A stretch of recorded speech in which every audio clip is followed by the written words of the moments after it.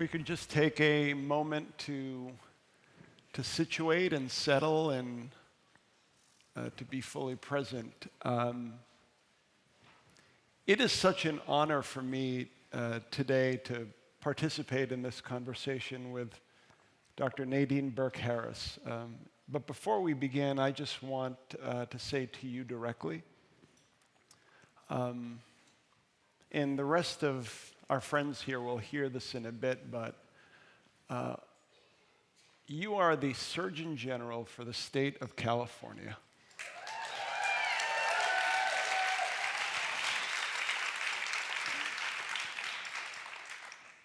Of all of the physicians and scientists and people who get up every single day to care for people and to make sure that people are well,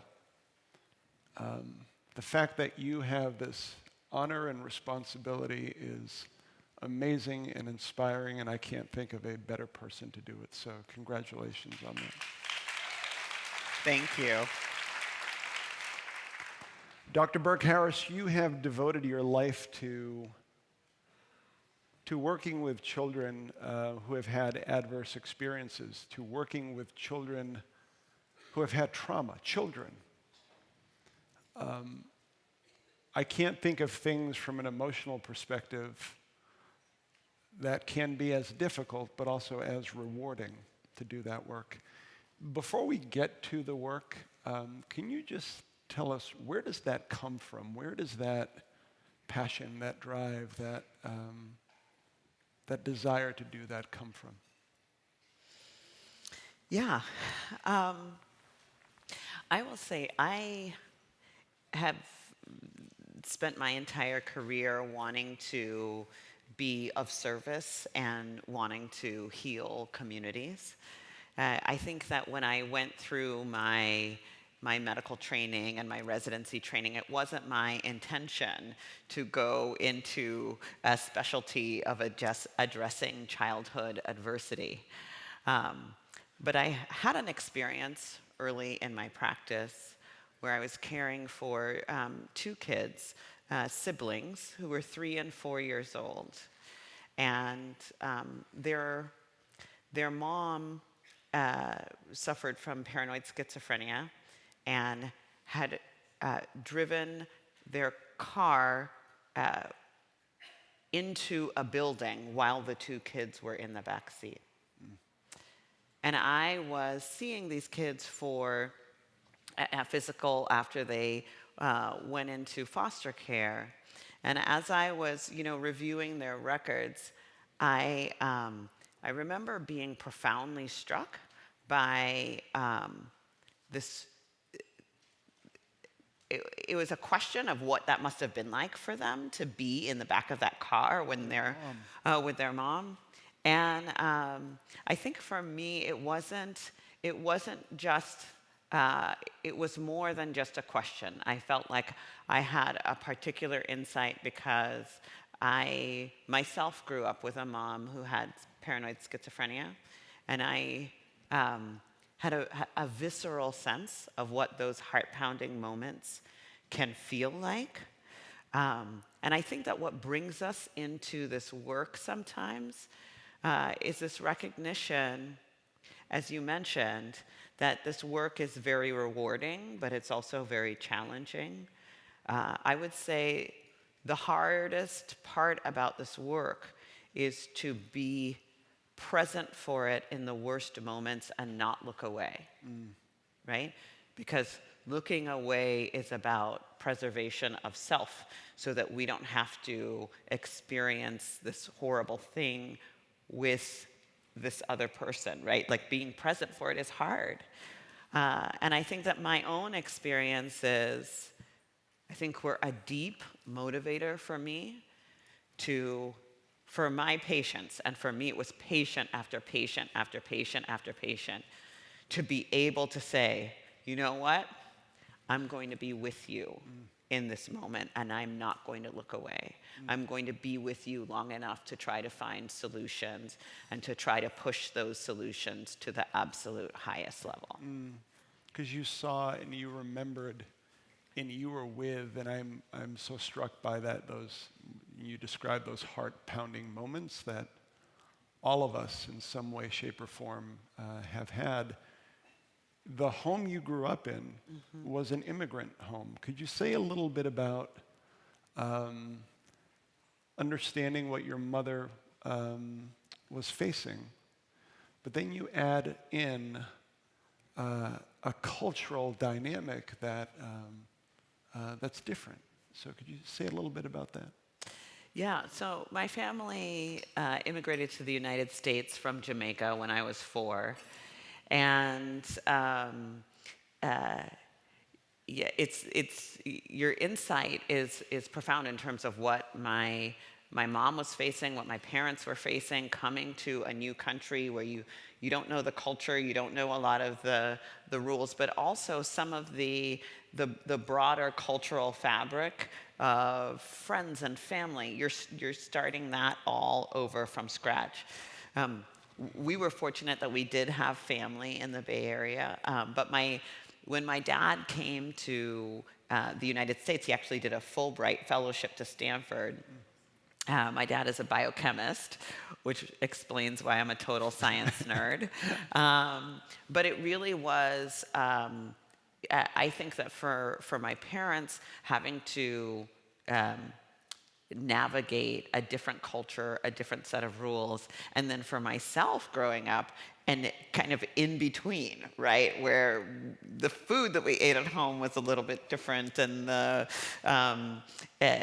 stuff that my friends could get away with their parents, I couldn't get away with my parents. It was all of those types of dynamic of navigating a new culture. Yeah. So how does that experience of being able to empathize with children who are going through those heart-pounding moments, growing up in 2 different cultures and in some ways switching from one dynamic to another, how has that informed your work, and how does it continue to inform the work that you do?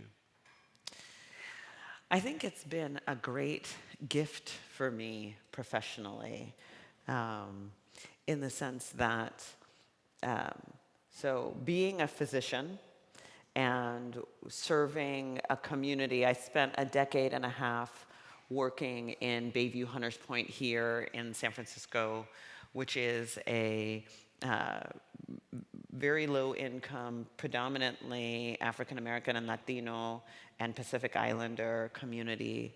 And it was interesting because I would be in clinic with my patients in Bayview, and I would be hearing these stories of incredible adversity and looking and reading the research about the association between adversity and negative health outcomes later on down the line. And then I would also be fundraising for my clinic on the other side of town. And I would be in a room with, folks who were writing big checks.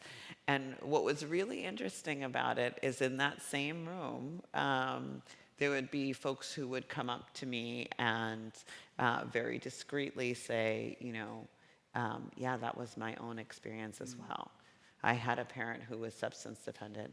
I experienced sexual abuse, right? Like it was, all of these, and I was just really struck that many of the narratives were the same, even though it seemed like totally different worlds. And I think that my background and my upbringing of being able to being in between worlds a little bit. For me, it was, I felt I could really have a kinship with, lots of different, like the whole spectrum, lots of different types of people from lots of different backgrounds. So no matter where they came from or what their background was, you then and now confront people that have had adverse childhood experiences. Talk a little bit, Dr. Burke Harris, now about the science. What happens to a person throughout their life from a health perspective, from a wellness perspective, if they have had childhood adverse experiences? So a lot of the science and what we know comes from a really big study that was done by the CDC and Kaiser Permanente called the Adverse Childhood Experiences Study. And they looked at factors like experiencing abuse or neglect, or growing up in a household where a parent was mentally ill or substance dependent. And what they found was that the more different types of adversity a person has experienced, the greater the risk to their health. And not just the stuff that we typically kind of intuitively associate with having a rough childhood. So I think many folks will say, okay, you might be at greater risk for mental health concerns or substance dependence, behavioral health issues, but also things like heart disease or cancer or Alzheimer's, right? Things that we hadn't as much traditionally associated with childhood adversity. But the thing that is, so there's that strong association, and that's the risk. But the thing about this work that I find to be most joyful, and the area where I've been kind of most interested in the science, is the extent to which the power of safe and stable and nurturing relationships can actually dramatically reduce that risk, right? And that's a thing that I think also many folks don't know, and certainly many doctors don't know, and isn't broadly publicized, is that when we understand that these risks happen because there's a very clear scientific pathway. You experience adversity early in childhood. It activates your stress response, your fight or flight response, right? And you release all of these stress hormones.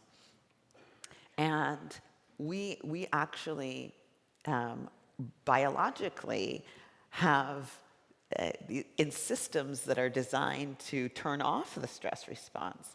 And so the question is, I think, how do we double down on those things that that the science and the research show are protective? Things like nutrition and exercise and mindfulness and sleep and healthy relationships and mental health and behavioral health interventions. These things actually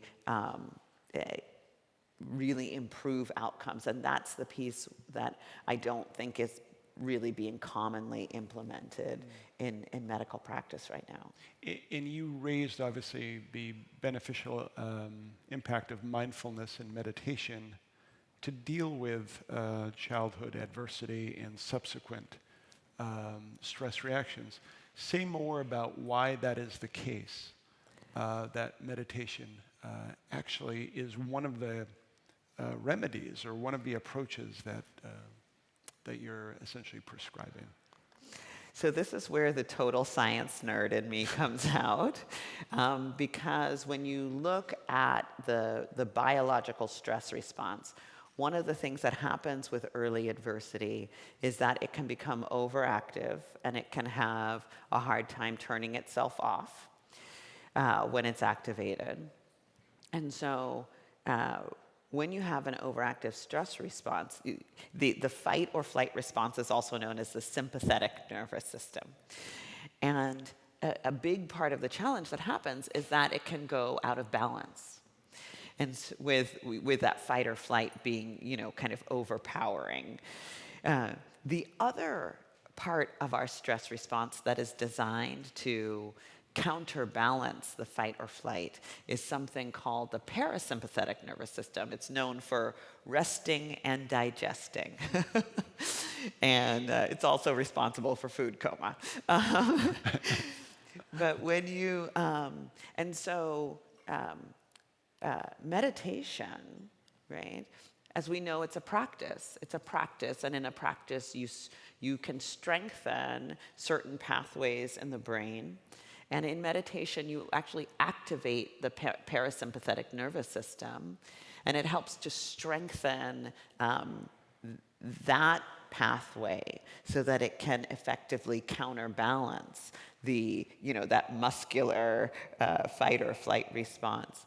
And we also see that, so it's fascinating. Meditation is associated with reversal of many of the harms that we see associated with early adversity. So it reduces stress hormones. It actually reduces inflammation. It enhances neuroplasticity, which is the ability of one brain cell to make a new connection with another. And it's associated with recovery post-provocation. So this was actually a really true story. I'm reading all the research about, how to support, how to heal an overactive stress response and all of this stuff. And I read all this research and I was like, oh, I need to start meditating. And I really did actually then take up a meditation practice. Literally, it was like, oh, physician, heal thyself. It was really funny. That's amazing. Yeah. And prior to us coming on stage, you were describing a trip that you had taken to Plum Village. Yes. Where neuroscientists had convened. And so there's this beautiful melding or merging of the science and thousands of years of contemplative practice in one place. Talk to us about that experience at Plum Village and what you took away from that. Oh my goodness, it was epic. It was really wonderful. And so first of all, to go to the Neuroscience of Mindfulness conference in and of itself is pretty awesome. And to be among such amazing colleagues. But it was, what was really fascinating for me, I think the biggest thing that I took away from it is that, I'm a doctor, I'm a scientist, I spend a lot of time poring over journal articles. Now I'm a policymaker, so I spend a lot of time writing stuff. And the purpose of the conference was to talk about the neuroscience of mindfulness. But the greatest learning for me was experiential.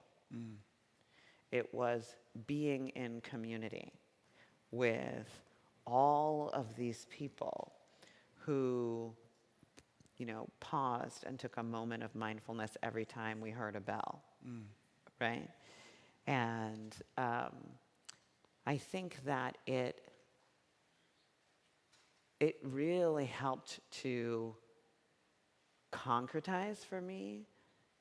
We know that our environments shape our biology, but to be in an environment where it was entirely constructed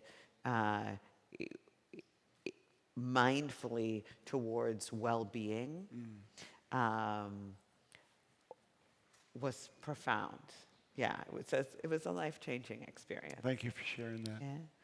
And in terms of profound, life-changing experiences, as we said at the beginning, you are the Surgeon General of California, and you are,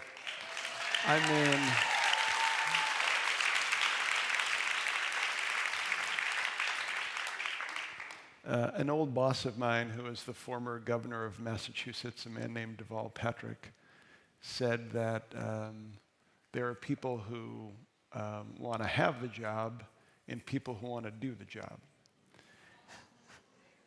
And you, not only do you want to do the job, but you are doing the job. Could you tell us about the First in the Nation initiative that you are putting in place here in California, that when you described it to me yesterday, you begin to extrapolate the profound benefit on communities all through the state? Tell us some more about that. Yeah. So here in California, we have launched an initiative called ACEs Aware, referring to adverse childhood experiences. And so for the first time ever, primary care clinicians, so doctors, nurse practitioners, physician assistants, primary care healthcare providers will be reimbursed for screening for adverse childhood experiences.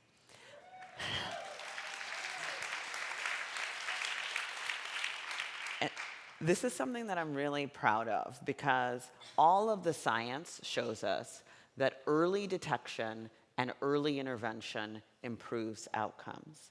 And so we are not only, so we've brought together leading scientists from around the country and really helped to develop and put forward a clinical protocol for doctors to screen for adverse childhood experiences, and also guidance on how they can respond to trauma-informed care.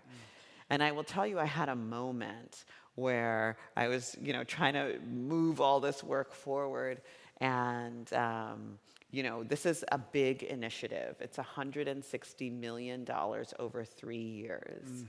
And I remember having a moment thinking to myself, you know what? If this is all I do, right? If the only thing I do is to ensure that all of our primary care providers in California are trained on how to be trauma-informed in the work that they're doing, right? I'm like, I'll be okay. Cool. I'll be okay.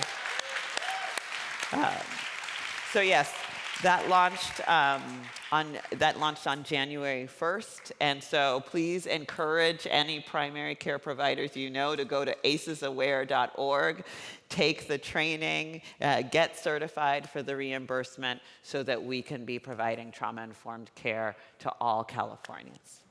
Wow.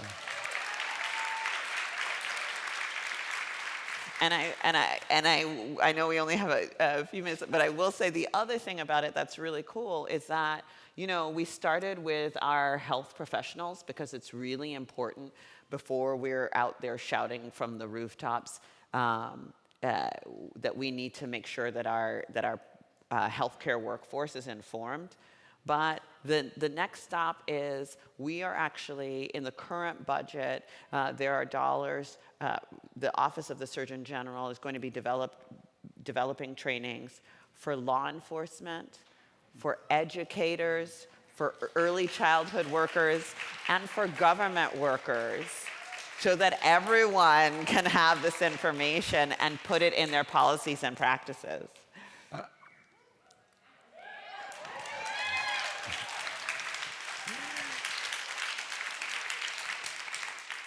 What a great reminder that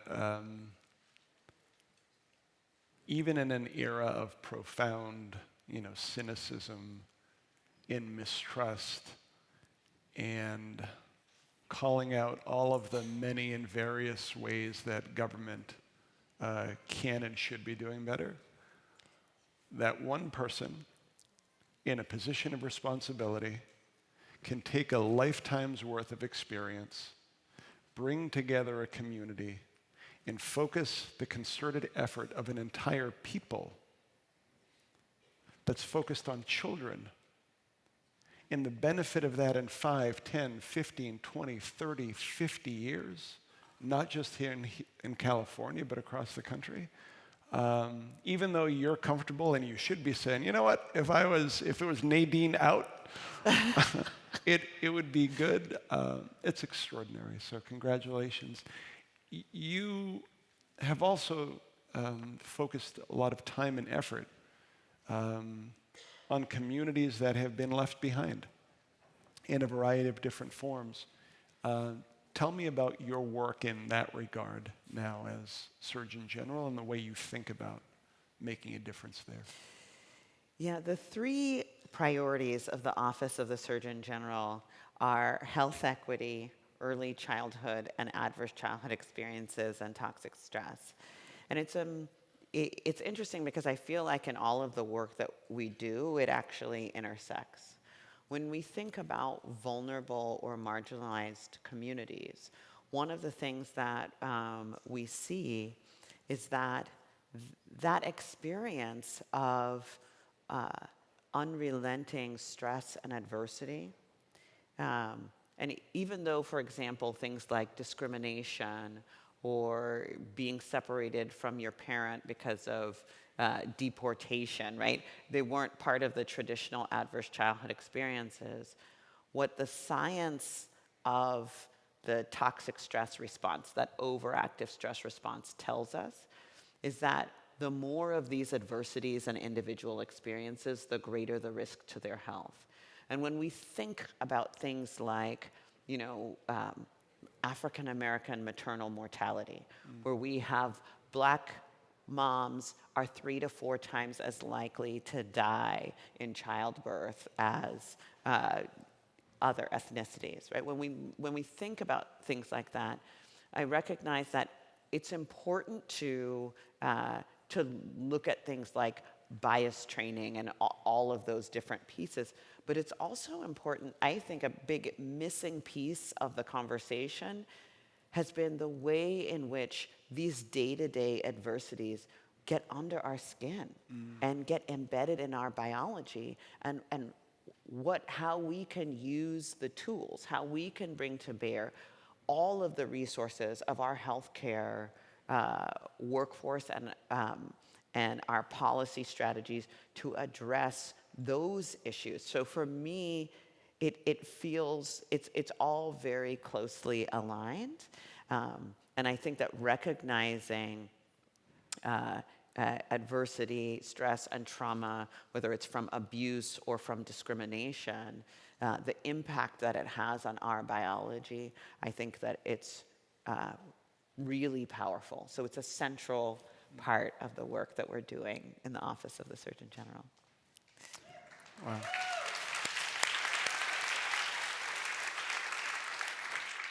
So with that, unfortunately, our time is coming to an end. On behalf of everyone here, once again, a profound thank you for the work that you have done, for the work that you are doing. Dr. Nadine Burke Harris, the Surgeon General of the state of California. Thank you.